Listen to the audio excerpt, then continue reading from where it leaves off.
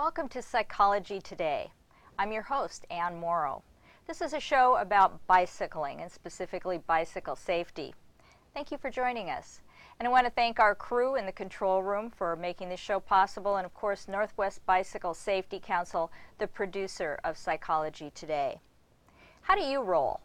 I have to admit I'm a pretty traditional bicyclist. I just have a traditional road bike and sometimes a mountain bike and sometimes on the back of a tandem. But you know, there's other ways to go. And so tonight we're going to broaden our horizons a little bit and learn about some other ways to roll. Our first guest is Gene Grass, and he likes to roll on one wheel. And that's right, that's a unicycle. So we're going to find out how that even works. And then after a quick break, we'll meet with Marilyn Hayward of Coventry Cycle Works in Portland, and she knows all about recumbents. And maybe you've seen those bikes around and you've wondered, what are those? So we're going to learn about that, and maybe that's something you should look into to make your riding experience a possibility. We'll find out. So let's get started. This is Gene Grass, and thank you for joining us, Gene. It's great to be here with you, Ann. I'm anxious to hear about unicycles. Why don't you start by telling us a little bit about yourself? Well, I have a wife named Carol, and we've been married for 42 years. And I have 4 children, and I have 8 grandchildren. And 4 of the grandchildren live here in the Beaverton area, which is really nice. And then I have 2 down in California and 2 in Bend. Oh, okay. Well, that's a nice excuse to go over to Central Oregon. Yes, yes. That's always fun. Yeah, you've got the concept, one wheel is enough. Tell us about that. Well, you know, I was thinking that when we're little, we get pushed around in a baby carriage, and that has 4 wheels, and then eventually we graduate to a 3-wheel tricycle, and then we graduate to a bicycle. When I graduated to a bicycle, I didn't know there was any more. I didn't know that you could actually ride on one wheel. I think the only time that I've ever seen somebody riding a unicycle, and it wasn't even a person, it was a monkey in a circus. And I was so fascinated by that. And so, yeah, one wheel is enough. I never really considered that one wheel would be enough for me, or even consider that I would ride one. Well, I really like that. 4, 3, 2, 1. Do you ride multi-wheeled cycles? Have you given up on the bicycle? No, I have not given up on the bicycle, and I have been riding a unicycle since I was, 19 years old. And I have ridden bicycles. I love to ride bicycles. I think it was in my 30s, I rode a bicycle from Salem to the coast and up the coast and then all the way back to Salem. That was a great experience. I've ridden 2-wheel bicycle built for 2. Oh, And I have an antique bike that's called a penny farthing. Right, A big wheel in the front and the small one in the back. And usually ride that for parades or around my block or, shorter distances. Now, does that have rubber tires? Or? It has kind of like a fan belt that goes all the way around it, so it's hard, very hard rubber. Your balancing on the unicycle must help you on that, wouldn't it? Yeah, I think balance probably helps with a lot of things, but the antique is really different because it has a step about this high off the ground that you actually have to put your foot up on. Then with the other foot you have to get it going, and then you get up on it, and then you have to sit on the seat, because if you put get the pressure on the wheel, the whole thing goes over. I've had that happen before. It sounds like it. You've described that well. So how did you mentioned seeing your first unicycle. How did you really become interested in unicycles and start riding one yourself? Well, that story probably begins when I was a 7th grader, and I had this adult that asked me if I would like to be his assistant in magic. And so I told him yes, and he began to teach me how to do magic tricks. And then when I was a senior in high school, my physics teacher got up in front of class and juggled an apple, an orange, and a pear. And for some reason, I just got so excited about that, and I went home and found 3 golf balls and worked on juggling 3 golf balls. And then when I was between my sophomore and junior year of college, I was at a youth camp, and I met this fellow who rode unicycles. And that was actually my first experience at seeing somebody who rode a unicycle. And I started talking to him, and both of us were transferring to Seattle Pacific University that year.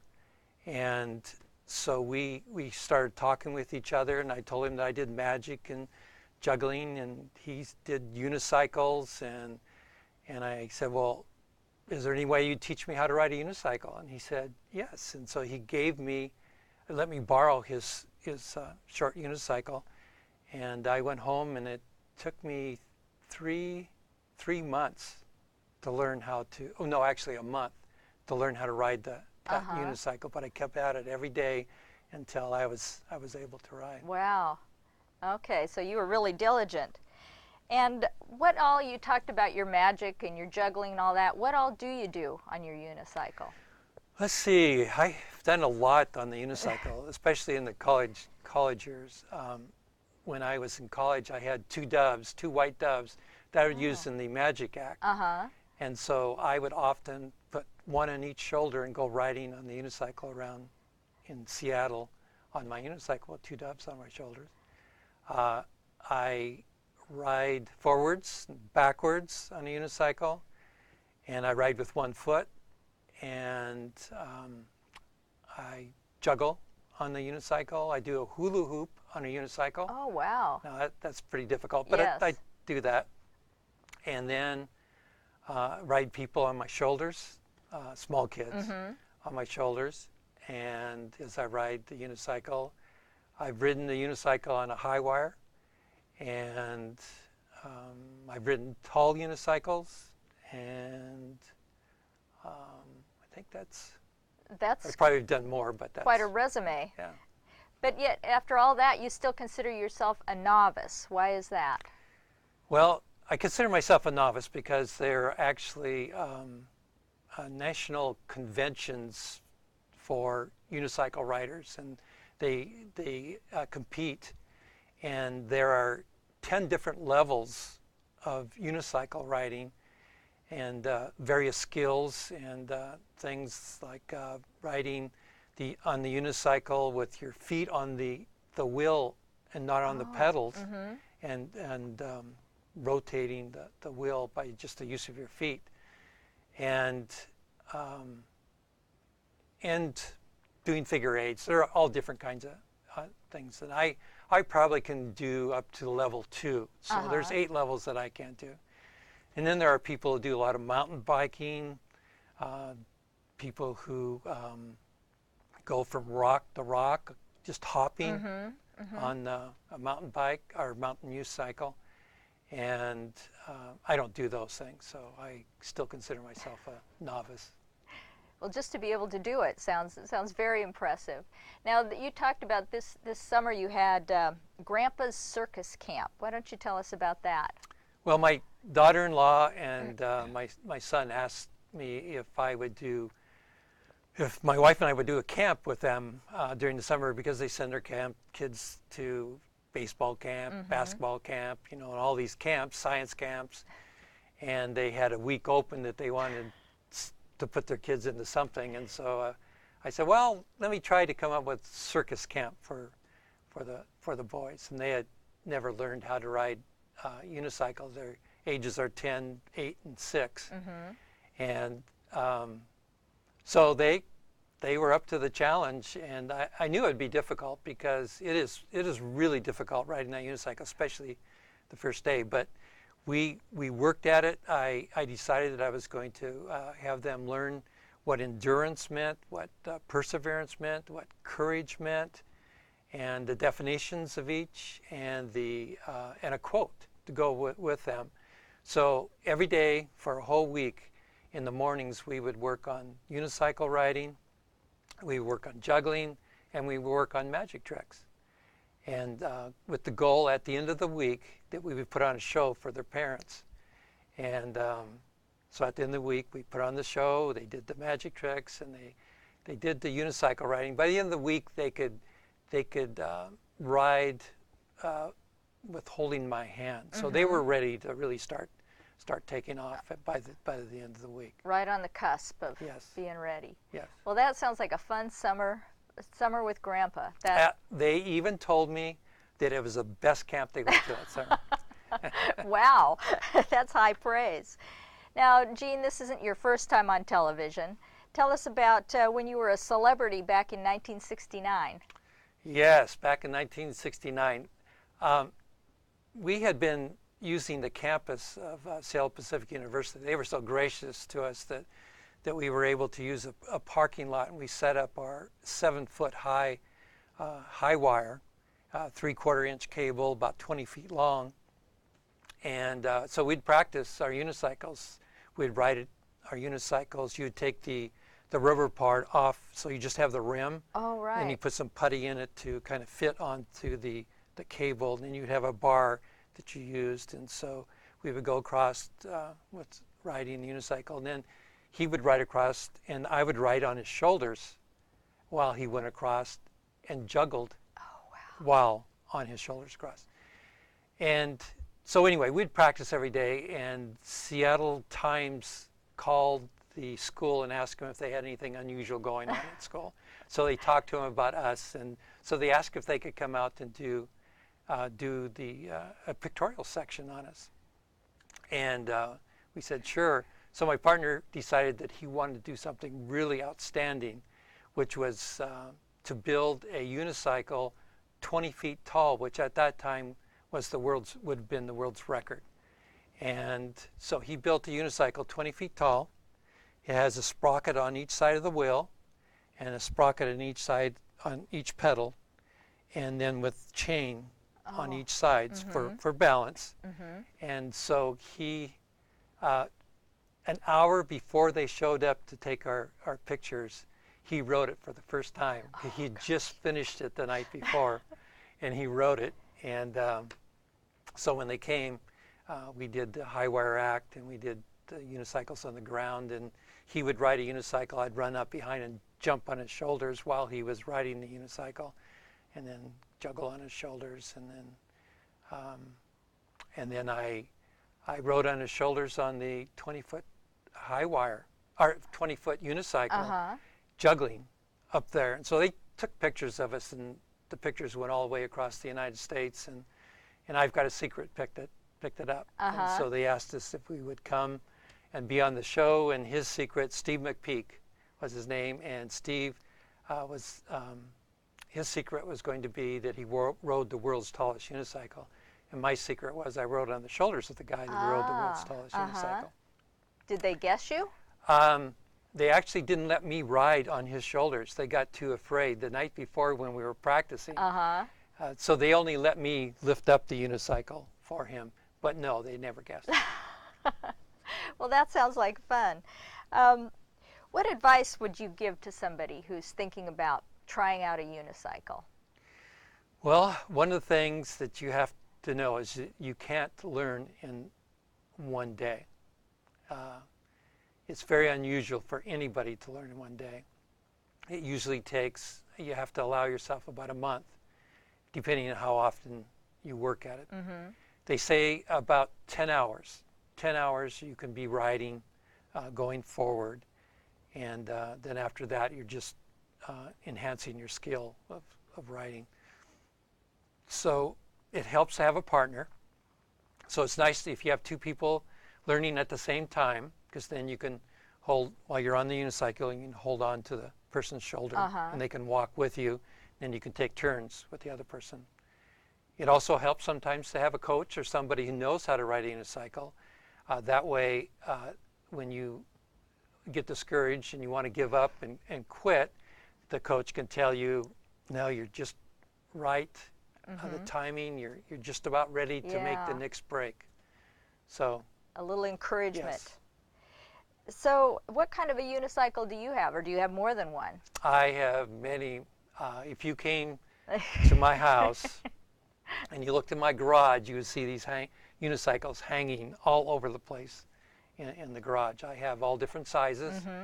The smallest they make is a 12-inch wheel, and the largest that I know of is 36-inch. There could be larger ones, but 36-inch one, I have one of those, and all different sizes in between. And so the youngest person I've taught is 6 years old, and the oldest is 62 years old I taught. Oh, right. Good for you. Yeah.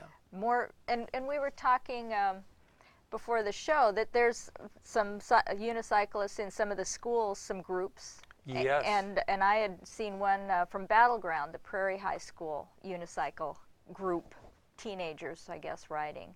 So that's exciting that the sport's kind of taking off. So we're kind of running out of time here, but one question would be, how do you stop a unicycle? Well, most unicycles do not come with brakes, although I have seen online that they're, especially for the 36-inch wheel, they do have a brake that you can use for that. But most of the time, your legs. You have to, you pedal, and then when you want to stop, you just kind of back pedal. You're not really back pedaling. You just stop it, right, and then you get off. I see. Yeah. And I've seen people that you kind of leap off, what, the back of it? You can leap off the front or the back. I usually go off the back. Okay. And I want to thank you then for joining us. Thank you for telling us about unicycles, and perhaps we'll see you in the Beaverton Parade again this year. You were in the 2013 I would like to be in it edition. Again. Yes, good. Thank you. Well, thank you for all you do for your community and sharing the unicycling and your grandkids' circus camp. And so let's go to a safety video, and then we'll come back with Marilyn Hayward, who's going to talk to us about recumbents, another way to roll. Thank you. Thanks.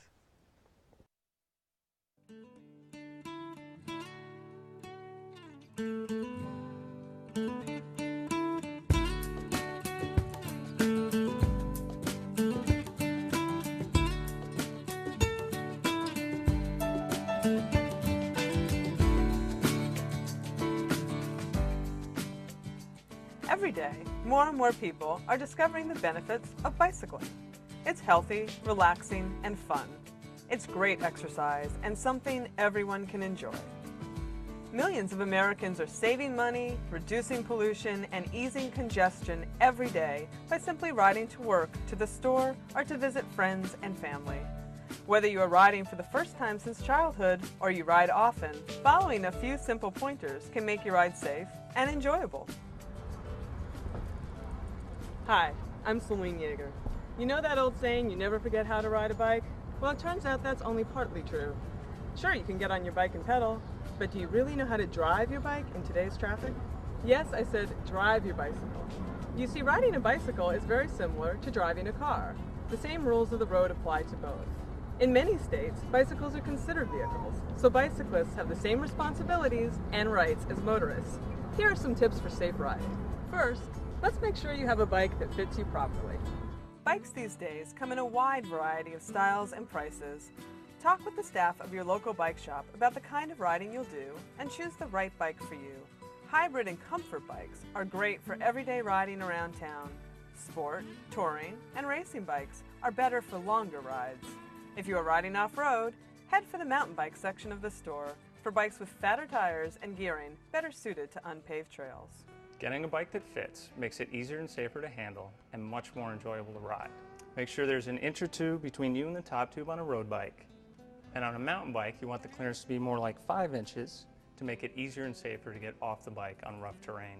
Adjust your seat height so there's a slight bend in your knee when your foot is on the pedal in the downmost position. There are 3 pieces of equipment that you will need to stay safe. First, a bicycle helmet. You need to wear a bicycle helmet regardless of your skill level or reasons for riding. It is the single most important piece of safety equipment you can use. It significantly reduces your chance of head injury if you crash. Be safe, And be a role model for other bicyclists. Wear a properly fitted helmet each time you ride. A properly fitted helmet should be comfortably snug. It shouldn't shake, and it should sit on your forehead about 2 fingers width between the brim and your brows. Your helmet should sit level on your head. And then make sure that the sliders meet in a V under your earlobes. Chin straps should be snug under your chin, with room to breathe, of course. Second, if you are riding at night or in low light conditions, you need lights and reflectors. Every state requires bicyclists to have a white front light and a red light or reflector on the back of their bike. Third, you want to be seen and recognized by motorists at any time of day or night, so wear bright clothing with reflective tape or markings. And now one more thing before you set off. You don't want your bike to fail you. So get in the habit of doing the ABC Quick Check before you ride. A is for air. Check that your tires are properly inflated. They should be pumped up to the inflation rating printed on the tire. Many bicycle pumps come with a pressure gauge, so you can make sure they're properly inflated. Low pressure tires can easily puncture. B is for brakes. Check that your brakes are working. Your brake lever shouldn't come closer than a thumb's width to the handlebar. Your wheel should spin freely when the brakes are off. C is for the cranks, chain, and cassette. Grab both crank arms like this and wiggle them to make sure they aren't loose. Spin the pedals and make sure the chain runs smoothly through the gears. Quick means making sure your wheels are on tight if you have quick release wheels. The wheels should be snug in the dropouts and the quick release lever fastened tight. Finally, check to make sure nothing else is loose on your bike. If there's anything you can't fix, take your bike to your local bike shop and get a professional to help you. Now we're ready to ride. Remember, bicyclists have the same responsibilities and rights as motor vehicle operators, so we follow the same rules of the road. Here are some important rules to remember. Ride in the same direction as traffic. Bicyclists riding the wrong way can cause a crash for 2 reasons. Turning motorists, in particular, are not looking for you there, and you can't see and follow the traffic signs or signals if you're heading the wrong way. Obey all traffic signs, signals, and road markings. This means stopping at stop signs and red lights, and yielding to crossing pedestrians. It also means riding in turn lanes when you turn and straight lanes if you're going straight. Ride defensively. Look before riding out of driveways. Always look for turning vehicles and pedestrians in your path. Look behind you before changing lanes.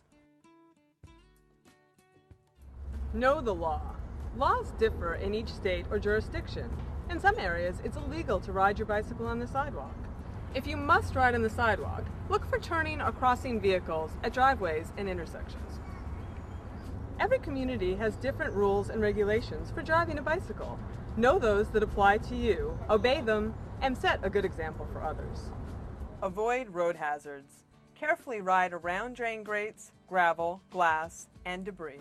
Be predictable. Help motorists know exactly what you plan to do. Signal, make eye contact if you can, and ride without swerving. Signaling and checking behind you while riding straight takes practice, so working on these skills in a vacant lot is a smart idea.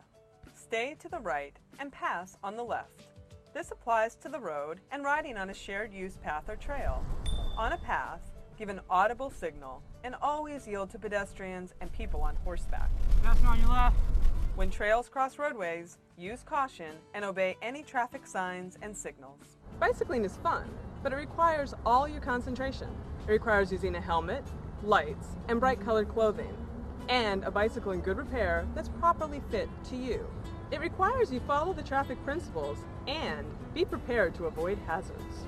This film was produced by the League of American Bicyclists with support of the National Highway Traffic Safety Administration. I'm Celine Yeager. Ride safe.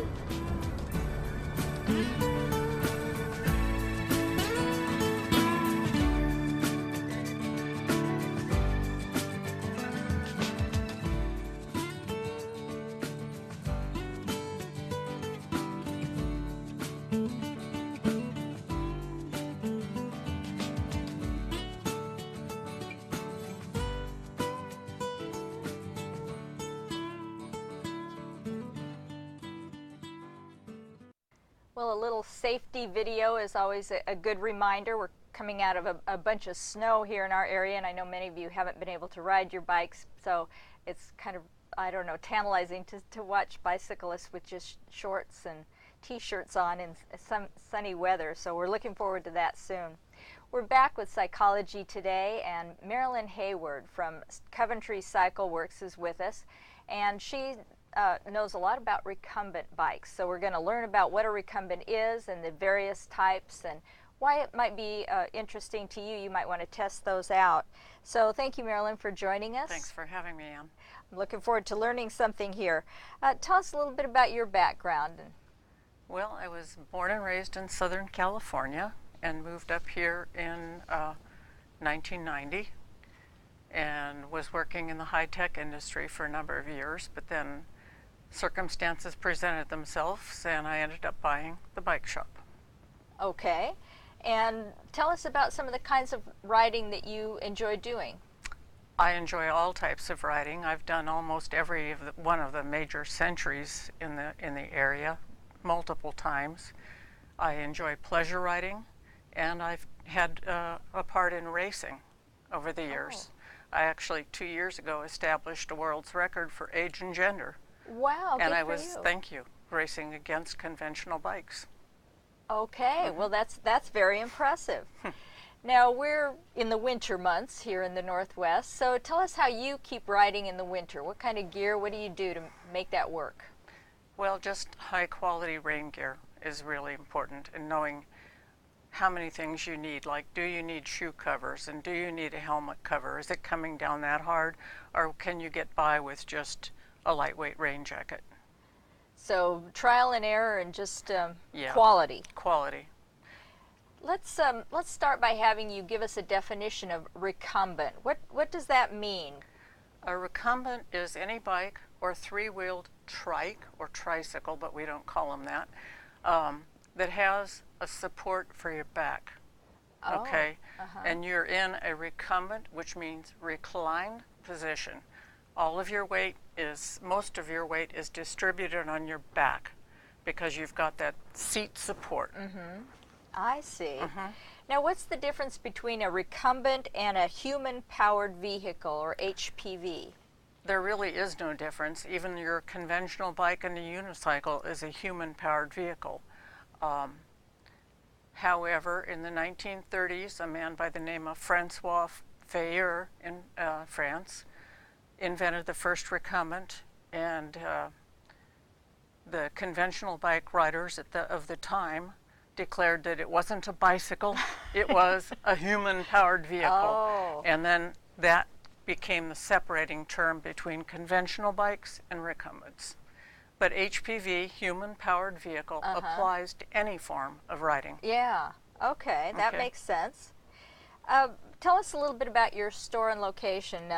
It's Coventry Cycle Works, and where is it located? It's located at the corner in Southeast Portland on Hawthorne Boulevard at the corner of 20th and Hawthorne. I know people say about your store that it's in the perfect location because Hawthorne is kind of an eccentric street, and I think recumbents are considered a little bit eccentric. And Yes, they are. there you are. And we're also very fortunate in that we have a wonderful area in Ladd's Edition that we send people out all the time for test rides. I hadn't thought about that. Yeah. And I encourage people to test ride their brains out to find what they love. Yes. And as you started your business, you mentioned something presented itself that you fell into that. Why did you focus on recumbents? I focused on recumbents. I bought the shop from the first owner. He started the shop in 1985. I bought it in 2009. And I focused on recumbents because I had had a real serious brush with cancer in 1993. And one of my physicians at the time was also a very active cyclist, and he knew I was. And I was having tremendous wrist and hand issues, and putting my hands onto the drop bars of a conventional bike, they were going numb, and my left hand was even atrophying to the point they were talking about amputation. So the doctor, a nerve conductivity specialist, said, if you're going to continue riding your bicycle the way you have, he says, you're going to have to consider a recumbent. And I'm like, oh, what? And so I got online on the internet back in those days, did my research, and I came up with a shop. And there they had recumbents. So in 2005, I bought my first recumbent bicycle. And that started a love affair that never ended. Boy, Yeah. yeah. That's really interesting, because I think we'll maybe talk more about why people might need a recumbent, not just Right. want, but, Yes. but it'll Some open up. people do. Yes. Inside your shop, does it look like any other shop with the gear and I mean, other than the recumbent bikes, which is all you sell, right? Yes, that's all we sell. But then people need gear, helmets, stuff. You have all that. Yes, we do. My mechanics work on everything. Oh. Doesn't matter what it is, we'll work on it. As far as selling, we only sell recumbents. And as far as gear, we carry a smattering of the usual things. You know, we carry helmets and lights and bells and tires and tubes and, you know, conventional bicycle equipment. The things you need to make it work. Now, some recumbent riders call the recumbent a bent. And tell us when you first saw a bent. You talked about how you kind of got pushed towards them, but when did you first see one, and what did you think? Well, I saw my first recumbent probably in 2003, or maybe before then, on Cycle Oregon. A long-distance rider who later became a very close friend. The explanation for the term that we do use, which is bent, comes from recumbent. And so that's why we call them bents for short. We call ourselves bent riders. These are bent legs. And, you know, so I think probably 2003 or maybe before, I was an active member in the Portland Wheelman Touring Club, and I think there were some recumbent riders there too as well. I think so. So that was when I first saw my first one. And what did you think about that? I mean, were you kind of intrigued, or? Yeah, I was intrigued. They were different, you know. But it wasn't until that physician gave me my marching orders that I really became, not an obsession, but it became a really serious interest. So you were really introduced or thrust into the bent world because of physical limitations that you had, but you developed a passion for it. How did that happen? Well, I started doing long distance riding, and the comfort was so amazing. I couldn't believe it. No pain in your hinterlands, no wrist pain, no neck pain, no pain. You know, talking about the race that I did, that was 24 hours nonstop, day and night, and I've done that 5 times, and I've done all 5 times on a recumbent racing against conventional bikes. And I can honestly tell you that after 24 hours without a break, I have had no pain anywhere on my entire anatomy. Yes, I was a sweaty mess and I was tired, but I had no discomfort anywhere. None. That is very telling. That's very interesting. Generally, what are some of the reasons that others should investigate recumbents? Well, your overall comfort. You know, a lot of people who haven't had what I had, cancer, have had hand issues. So there's a reason. The other reason is the seat. All of your entire body weight is not focused on a little tiny hard wedge. So just from sheer comfort alone, that's a no-brainer as far as I'm concerned. That is. And the other thing is we've had lots of people that have had things like brain injuries, balance issues, especially in the elderly community. Quality of life to an elderly person can end with a broken hip. And on a recumbent, especially the 3-wheeled trikes, there's no chance of falling and breaking a hip and ruining the rest of your life. We have people with cerebral palsy, Parkinson's disease, that's huge. They're riding trikes. Multiple dystrophy, amputees. We can fit them up to do one-handed cycling, one-legged cycling, whatever. Cognitive disorders. So You know, just all kinds of reasons. So But it's comfort is the main reason. yes. And you're right. I know we have someone in the club that has some balance issues, like you're saying, and it keeps being able to ride the trike keeps him out there. Absolutely. Doing rides, exploring the Portland community, riding on the bike paths, and we're fortunate he doesn't always have to be on a street. Right. So yeah, it really keeps some of those doors open rather than having them slam shut. Now, one description on your website is that they're the most ergonomic cycle, like a recliner on wheels. They are. So you kind of talked about that you're sitting and your back's up against the back of You the have seat. a full back support. And for the example of that, I would once again quote that race that I've done. 24 hours, you know, no discomfort at all. My weight is evenly distributed from my shoulders down to my tailbone. No weight on my tailbone though. I mean, it's probably distributed very high on my, you know, like right below my belt. And then all along the length of my back. No weight anyplace else. Let's talk about some of the various types of recumbents. You kind of talked about the tricycle version, but there's a lot of different styles that we see. Tell us Right. about some of them and why, what are the pros and cons of the different kinds? Well, in the two-wheeled recumbents, you have two basic styles. One would be a long wheelbase bike, and a lot of my friends ride long wheelbase, which are awesome bikes, or short wheelbase, which are, well, hard to say. Just they're shorter wheelbase. They're more like the wheelbase of a conventional bike, only they're probably about a foot longer, if that much.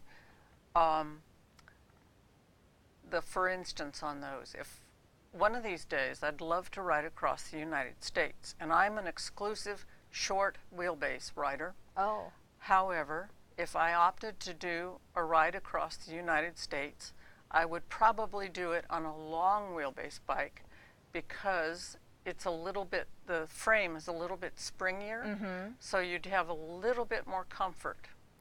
Could I do it on a short wheelbase bike? Yes. But would I want to? I don't know. You know, either might be just as comfortable. So long, we were showing some pictures that you provided from your store, and you're in all different configurations on the different recumbents. Tell us Yes. about that. Well, we have two types of steering: above seat steering, under seat steering. People a lot of times freak out with under seat steering, saying, is it hard to learn? It isn't hard to learn because our arms naturally hang at our sides. So it's right down here and it's perfectly natural.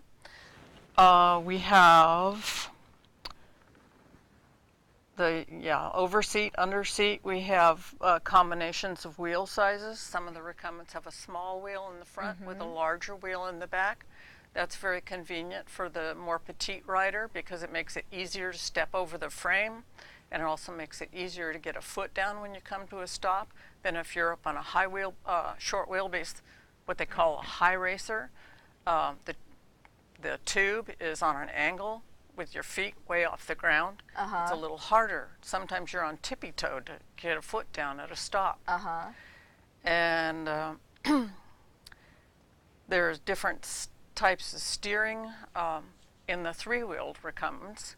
Some of them have direct steering, where the steering is directly off of the wheels, and others have kind of like a rack and pinion system, which is extremely nice and refined and very comfortable.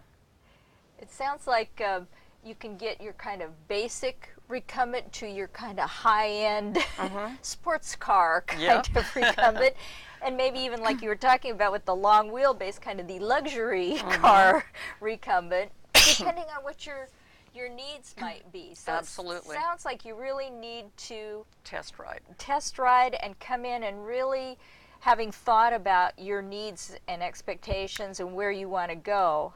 What bike's going to be the best fit for you? One of the things at my shop is I will not have any high-powered salespeople, because I tell all my customers, you have to know and you have to find out and discover what it is you love. And there's no way when you come into the shop for the first time that you're going to know that.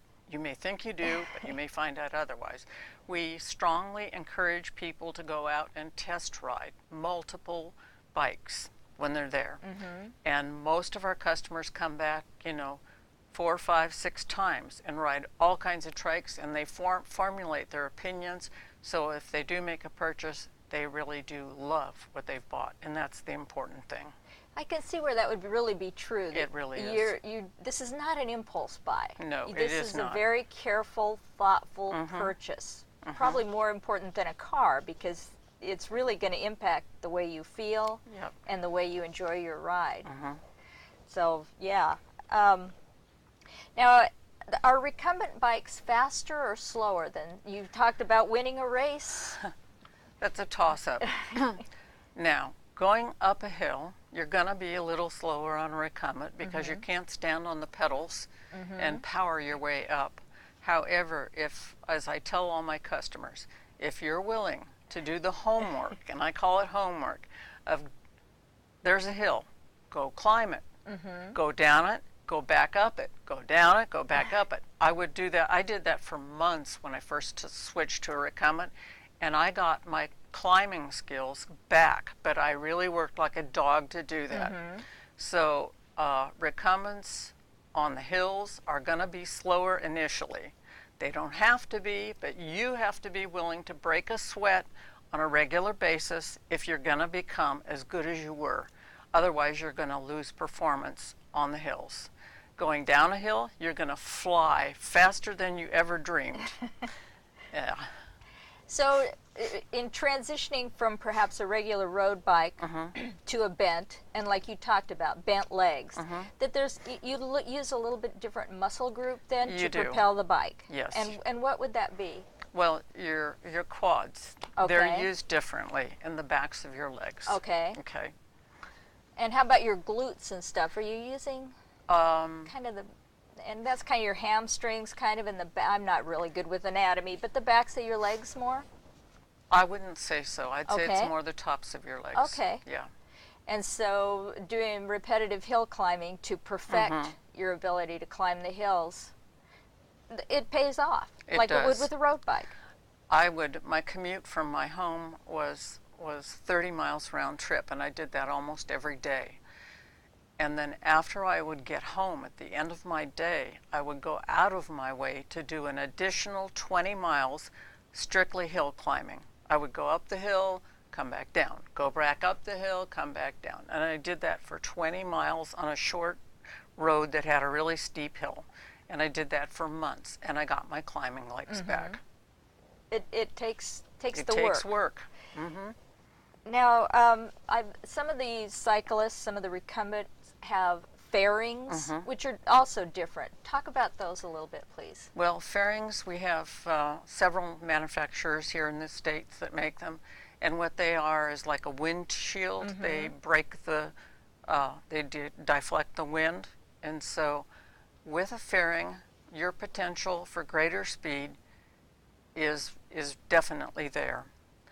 And also, as an aside, they give you protection from the cold and the rain. They can keep you drier and they can keep you warmer. The first time I did that 24-hour nonstop race, I did it on a bike with a fairing. And that bike is a very fast bike. However, with a fairing on it, it's a rocket ship. I could not believe it. Prior to putting a fairing on my own bike, I had kind of poo-pooed fairings. And it's personal. I don't particularly love the look, but I love what they do. Yeah. Enough that the look doesn't, sway me at all. Now, I know one particular bent rider here locally. He has multiple, very colorful, interesting fairings. I think I know who you're talking about. A lot of fun. And yeah, I mean, he'll make fun of us when we're out there. Oh, I'm all warm and toasty in here. And so if you don't want the fairing, for instance, it's July and August, can you remove all that stuff? You can remove that. You may be talking about the cloth covering that encircles the entire bike. That's referred to as a body sock. Oh, okay. Okay, the fairing is the clear You're- plastic thing okay. in front. And if you're going to use a body sock on the bike, you need to apply Velcro to the fairing and Velcro to the body sock, and then you attach that in the front to your fairing, and then the body sock, so it's not flapping around in the breeze, is stretched extremely tight to a framework in the back, which holds the fairing out in or holds the body sock into a configuration that makes it faster than you would ever dream possible. Okay, so thank you. That You're that welcome. really explained that. I've got my terminology a little off Right. there. Okay. And we refer to that as a person with they're on a socked bike. And if you say that to a recumbent rider, think of your socks. That's exactly, they're riding a socked bike. And a socked bike means they also have a fairing. Okay. You would never sure. ride a body sock without a fairing. Interesting. Because All right. aerodynamically, it would be self-defeating. Yeah, yeah. So you're saying that in these races and things, you just had the fairing. On the one race, I had a socked bike. Okay. Yeah, I had the fairing and the body sock. And that bike, like I said, it took it from a fast bike and it made it a rocket ship. Interesting. It was awesome. And you were comfortable. It kind of Totally keeps the elements comfortable. off you a little Yeah. bit. Although socks will get wet. And getting wet, they become heavy. And that can be a detriment, like especially on hill climbs. And what about the hand cycles? Just using your hands for perhaps paraplegic or? Yeah, those are available. We don't currently have one in the shop. We have a manufacturer, Greenspeed Recumbents of Australia, that just came out with a recumbent three-wheeler called the Magnum that is a hand cycle. And there's one called the Burkle bike that's also a hand cycle. And it gives a lot of opportunities to people. So. And that's, I see a lot of, not a lot of people, but again, opening doors for people who perhaps felt like their options were limited to get out and ride. There used to be some groups that would come through on the STP, Seattle to Portland. Yes. Oh, and we have a company in Tualatin called Freedom Rider that makes an excellent racing version of a racing hand cycle, three-wheeled hand cycle. Okay, well that's good to know. How difficult is it to learn to ride a recumbent? We talked to Jean before about the unicycle. Well, you're looking at a person who's a bit of a klutz, okay? And I can honestly tell you that I have never once, not even once, crashed on a recumbent, even when I was learning how to ride one. And I ride with clip-in shoes. I ride with SPDs, Shimano SPDs. And I graduated, I went straight to a recumbent with SPD pedals on it, and I never crashed. I tell my customers, it's just like riding a bike, because it is a bike. Now, your center of balance is a little different, because instead of being vertical, you're more horizontal. Right. So your weight is different than how it is if it's all straight up and down. So there is a learning curve, and the first time you ride a recumbent, you're probably going to weave like a drunk. And the biggest thing I tell the customers is the most important thing to learning to ride a recumbent is do not put a stranglehold on the handles. You have to put your palms lightly on the handlebars and just kind of set them there and let the balance is all in your hips. It's because that's your lowest center of gravity and your weight is down there. So don't stranglehold the handlebars. Flat, fingers out, flapping in the breeze, and put your palms on the handlebar and be able to grip the handlebars if you have to, but don't do it.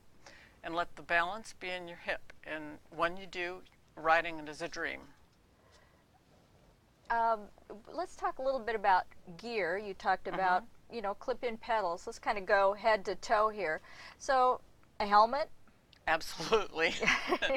I wouldn't be talking to you today if I wasn't a firm believer in helmets. I would have died a year and a half ago. And yes, we definitely are believers in that. So, and then since you're in kind of a seat and leaning back, you may or may not want to wear a bicycle jersey like road bike riders do. I mean, I know a lot of people just like a regular shirt. That's true, but there are several brands of recumbent specific jerseys that have the pockets in the front, and they're slash pockets, so you can easily store gear, but the pocket on the back is something a recumbent rider does not want because you're laying on your back. Right. You don't want a candy bar back there. It's poking you in the back instead. It's not comfortable. Right. I didn't realize that there were There are many specific jerseys. I have a closet full. And shorts, so you don't necessarily need padded shorts. You don't want a pad. Yeah. You don't want a pad, except in cold weather because you're going feet first into the wind. Then you want a pad. It keeps you warmer. So what do you typically wear? I typically wear what they call knickers, a little bit longer. There are numerous companies, and there's a company that makes cycling gear in New Hampshire out of merino wool that I have found extremely comfortable, but I don't have any pads in any of my clothing. Okay, so that's a good thing. Yeah. And then the shoes, just the same. Same shoes. Because same pedals, Yep. essentially. Exact same pedal. I took the pedals off of my old conventional bike and just put them on the recumbent. Okay. Yep. And if a person isn't like you and going straight into the clip-in pedals, would one be able to ride a recumbent with just tennis shoes or hard-soled shoes and regular pedals? Yes, you would. But the one thing that I do not suggest is toe clips, where you've got that basket over your foot, because on a recumbent, your feet are out in front, and if they're up high, especially if they're up high, and you're in those cages, and you've got to come to a stop, you've got to swing your feet out and put them down. Having toe clips, in my opinion, is a good way to get yourself killed. So I don't like that. I see what you're saying. You could, but I don't think it's a good idea. In a fast emergency, unlike clipless pedals where you can just click your heels out and you're out and put your feet down, with toe clips, you can't do that. Okay. Okay. Let's see. Now, is there a tandem recumbent? Yes, there's a company that is primarily known for making ultralight aircraft in Hays, Kansas, called RANS. And there is a RANS Screamer, which is their tandem, because it screams on the roadways, it's so fast. And then there are numerous, there's one called the Pino, P-I-N-O, which is a German-made trike, which has a recumbent stoker position in the front, and the captain is in a conventional position in the rear. And then there are several brands of trikes, the three-wheelers, that make recumbents, or that make tandems as well. Now, some people take a conventional tandem and retrofit it to put a child in the back as their child grows up out of the tag along and so forth. Would one of those be suitable for that kind of a thing, to include your child? Absolutely. I mean, recumbents are excellent for trailers. You know, I've pulled trailers many a time on mine. Okay, so they're very versatile. Very much. One last kind of quick question. Some people want an exercise program, need to lose weight. Recumbents are good for that, I understand. Absolutely. Absolutely. They free up people, and we have several models in the shop that will support people that weigh up to 400 pounds. And the benefit of a recumbent for somebody that wants to lose weight and get an exercise program is, if they do weigh 400 pounds, all of that weight is not focused on a little tiny hard saddle, killing them. Exactly. Yeah, it's much more comfortable. So once again, kind of opening doors for people who might have felt that the doors were shut, that maybe there's some opportunity here to join in on the bicycling world and have some fun and be comfortable because, I don't know, it's kind of a catch-22 that you want to exercise, but yeah, that teeny tiny little seat. Yeah. And if you're a big person, that's hard. On a final note, how would you encourage us to try recumbents? How would I encourage you? Yeah. I mean, you pretty much did just the last whole part of the show, but what words would you tell people to try it? That it's fun, and you won't believe it. And we have an expression in recumbents. When anybody gets on a three-wheeled trike, and they're all dubious about, I don't want to get on a tricycle, and they get on it, there's what we know as that quote unquote goofy triker smile. And it is the most infectious smile you've ever seen, and I've seen it on every single one who's come in and tried a trike. You can't help but love it. They're so much fun, and you're stable. There is absolutely zero learning curve. There's only one caveat to riding a trike.